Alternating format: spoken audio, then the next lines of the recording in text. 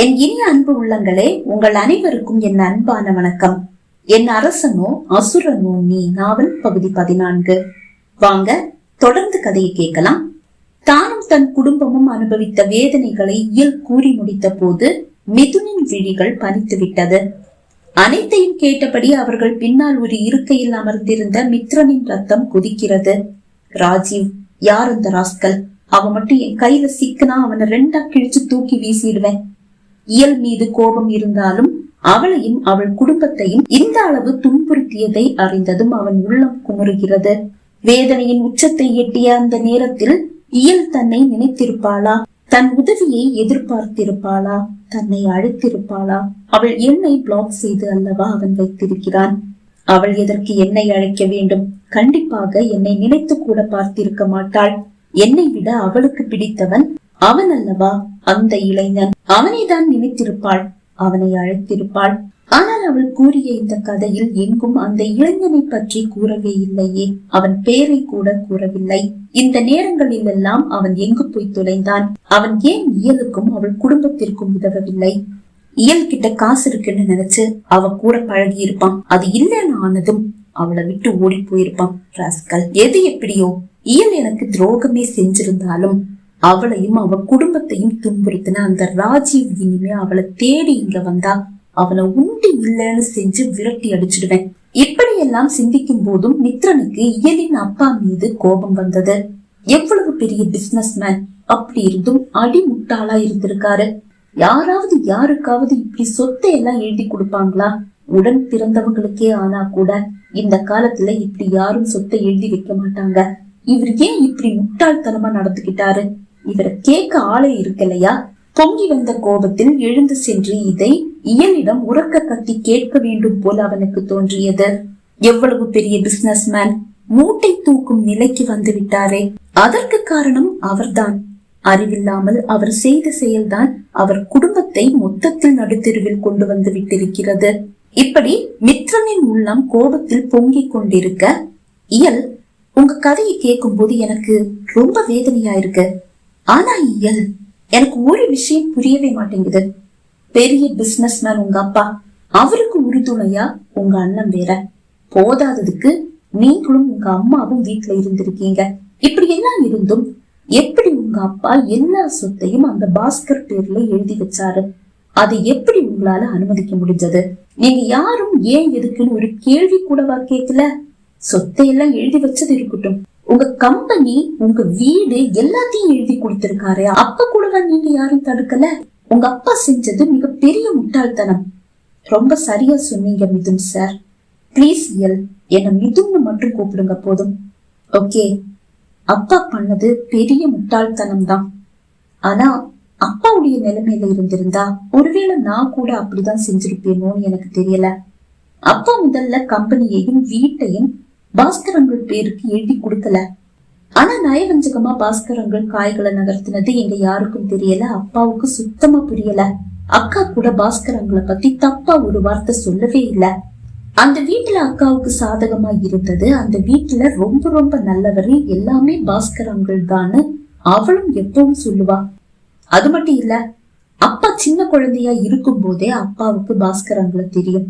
பாஸ்கரங்களை மட்டும் இல்ல, அவங்க அப்பா, அவங்க தாத்தா எல்லாரையும் தெரியும். ஏன் அதிகம்? ஏதாவது பண பிரச்சனைனா மாறி மாறி 2 குடும்பமும் உதவி பண்ணிக்குவாங்க. அப்படி ஒரு உதவியாதான் அப்பா இந்த சொத்துக்களை எல்லாம் அவர் பேருக்கு எழுதி கொடுத்தாரு. ஆனா அப்பா எல்லா சொத்துக்களையும் உடனே அப்படியே அவர் பேருக்கு எழுதி கொடுக்கல. லோன் தேவைகளுக்காக சொல்லி பாஸ்கரங்கள் பேங்குக்கு போகும்போது அப்பாவை வேணும்னே கூட கூட்டிட்டு போயிருக்காரு. அதுலயும் அந்த பேங்க் மேனேஜரும் பாஸ்கரங்களுக்கு சப்போர்ட்டா இருந்திருக்காரு. இது எதுவும் அப்பாவுக்கு தெரியாம போச்சு. லோன் பாஸ் ஆக இது பத்தாது இது பத்தாதுன்னு ஒவ்வொரு தடவையும் அப்பா முன்னாடியே மேனேஜர் சொல்ல அப்பாவும் ஒவ்வொன்னையா எழுதி எழுதி கொடுக்க ஆரம்பிச்சாரு.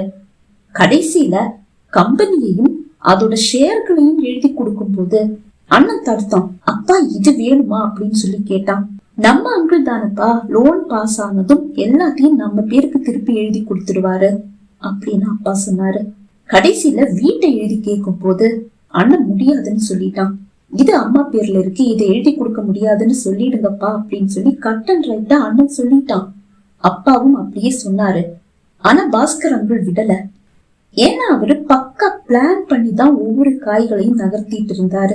எங்களை மொத்தத்துல நடு தெருவுக்கு கொண்டு வந்து அவருடைய விருப்பத்தை சொன்னாதான் நாங்க ஏத்துப்போன்ற நம்பிக்கையில அவர் பக்கா பிளானோட ஒவ்வொரு அடியையும் எடுத்து வச்சிட்டு இருந்திருக்காரு.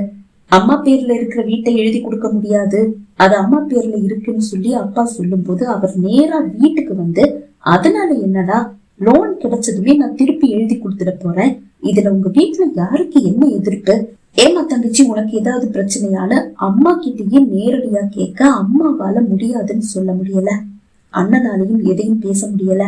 அவர் இப்படி ஒரு நம்பிக்கை துரோகம் செய்வார்னு இங்க யாருக்கும் தெரியாது. அப்படி இருந்தா கூட கம்பெனியும் அதோடைய ஷேர்களையும் எழுதியே கொடுக்க கூடாது, வீட்டை கொடுக்கவே கூடாதுன்னு அண்ணன் உறுதியா தான் இருந்தான். ஆனா பாஸ்கரங்கள் நேர்ல வந்து கேட்கும் போது அண்ணனாலையும் பேச முடியல. கடைசியில வீட்டையும் எழுதி கொடுத்துட்டோம். எல்லாம் பறி போனதுக்கு அப்புறமா அண்ணன் அப்பா கிட்ட 2 மாசம் பேசவே இல்லை. கோபம், அப்பா மேல அப்படி கோபம். அப்பா உடைஞ்சு போயிட்டாரு. அப்படி ஒரு நாள் அப்பாவுக்கு நெஞ்சு வலியும் வந்துடுச்சு. அதை பார்த்ததும் அண்ணன் துடிச்சு போயிட்டான். அப்பா உங்களுக்கு நான் இருக்கேன், நம்ம பழைய நிலைக்கு கண்டிப்பா வரதான் போறோம், அதை நீங்க பார்க்கதான் போறீங்கன்னு நம்பிக்கையா பேசினான். அந்த நம்பிக்கையில அப்பா இப்பவும் தைரியமா இருக்காரு. ஆனா அந்த ராஜீவ் எங்களை நிம்மதியா வாழ அனுமதிக்கவே மாட்டேங்கிறான். எல்லா வழியிலையும் அண்ணனுக்கு வேலை கிடைக்காத மாதிரி பண்ணிட்டான். எங்கேயாவது அண்ணன் வேலைக்கு சேர்ந்தாலும் 1 வாரத்துக்கு மேல தாக்கு பிடிக்க முடியாது. எப்படியாவது மோப்பம் பிடிச்சு வந்து அந்த வேலையில இருந்து அண்ணனை தூக்கிடுறான். அண்ணன் நிலைமை மட்டும் இல்ல, ஏன் நிலைமை கூட அதுதான். நானும் எங்கேயாவது வேலைக்கு போனா எனக்கும் வேலை கிடைக்காத மாதிரி பண்ணிட்டே இருந்தான். கடைசியில இங்க வந்து வேலைக்கு சேர்ந்தேன். வெளியில எங்கேயும் தான் அண்ணனுக்கு வேலை கிடைக்கல. அந்த ராஜீவ் வந்து கெடுத்துடுறான். அதனால உங்க யாருக்கிட்டையாவது சொல்லி உங்க கம்பெனிலேயே ஏதாவது வேலை கேட்கலான்னு நான் பிளான் பண்ணிட்டு இருக்கேன். ஆனா இதுக்கிடையில மித்ரன் சாருக்கு என்ன சுத்தமா பிடிக்க மாட்டேங்குது. நான் வேலை கேட்டாலும் என் மேல இருக்கிற கோபத்துல அவரு எங்க அண்ணனுக்கு வேலை கொடுப்பாரா இல்லையான்னு ஒரு தயக்கம். இயல், நான் அண்ணன் கிட்ட பேசுறேன். கண்டிப்பா உங்க அண்ணனுக்கு வேலை உண்டு. Thank you, thank you Mithun. எல்லாம் ஓகே இயல், ஆனா இப்பவும் உங்க கதை முழுமை அடையல. உங்க காதலனை பத்தி நீங்க எங்கேயும் எந்த இடத்துலயும் சொல்லவே இல்லையே. அத சொல்ல வேண்டிய அவசியம் என்ன இருக்கு? அவர் தான் நான் காலேஜ் படிக்கும் போதே என்னை விட்டு போயிட்டாரே. இந்த நிலையில கூடவா அவருக்கு உங்க மேல இரக்கம் வரல, உங்களுக்கு உதவல? அதுக்கு நான் இப்படி கஷ்டப்படுற விஷயம் அவருக்கு தெரியாதே. ஏன் அவரு டெல்லி வாசி இல்லையா? இல்ல. அப்படியா? அப்ப அவர் எந்த ஊரு? அது எனக்கு தெரியாது. தெரியலையா? ஆமா, அவரு படிக்கிறதுக்காக தான் டெல்லி வந்தாரு. 2 பேரும் உயிரா நேசிச்சோம். ஆனா முழுமையா எங்களை பத்தி நாங்க ஷேர் பண்ணிக்கவே இல்ல. அதுக்கு முன்னாடி பிரிஞ்சுட்டோம். அப்படின்னா அவரு எந்த ஊர்னு நீங்க கேட்கவே இல்லையா? அவர் தமிழ்நாடு தான், ஆனா எந்த இடம்னு எனக்கு தெரியாது, நான் கேட்டதில்ல. ஓ, தமிழ் பையனா? சரி, அதை விடுங்க. அவர் ஏன் ஒரு நாள் கூட நம்ம காலேஜ் வாசலுக்கு வந்து உங்களை கூட்டிட்டு போகல? அதுக்கு ஏதோ காரணம் இருக்குன்னு எனக்கு தோணுது. அவர் நம்ம காலேஜ் ஸ்டூடெண்ட்ஸ் கண்ணுல படாம தூரமா நிப்பாரு. நீங்க தான் போய் அவருடைய பைக்ல ஏறிப்பீங்க.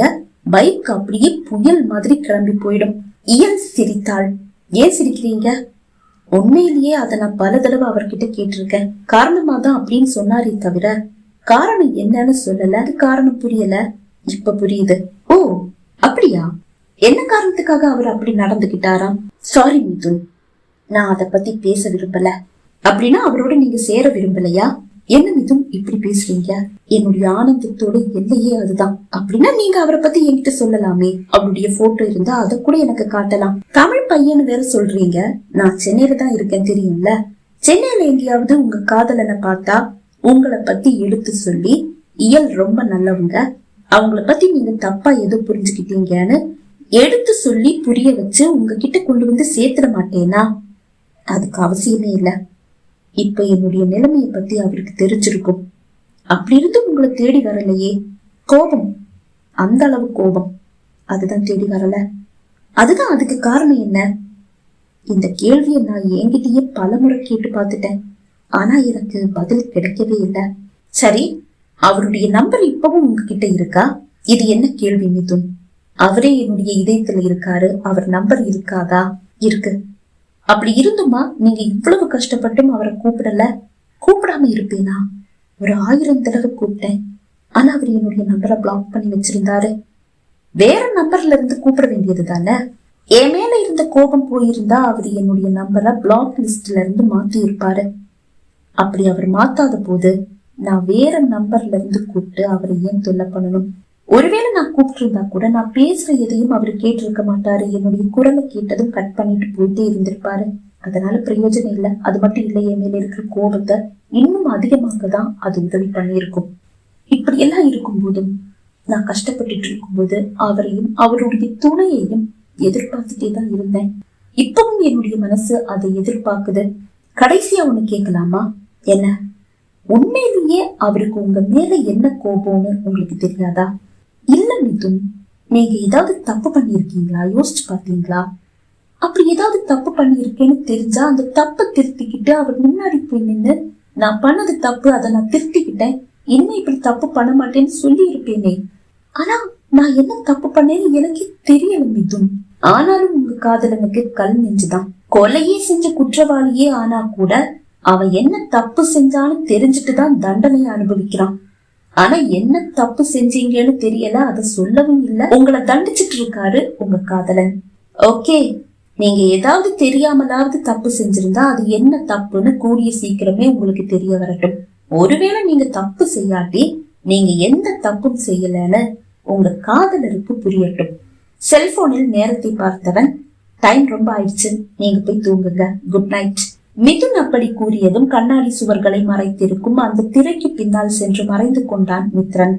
ஓகே, குட் நைட் என்று கூறியவள் எழுந்து நிதானமாக செல்ல மிதுன் இன்னும் ஒரு 5 நிமிடத்திற்கு பிறகுதான் அங்கிருந்து எழுந்து சென்றான். பகுதி 14 நிறைவடைந்தது. பகுதி 15 உங்களை சந்திக்கும் வரை விடைபெறுகிறேன். நன்றி, வணக்கம்.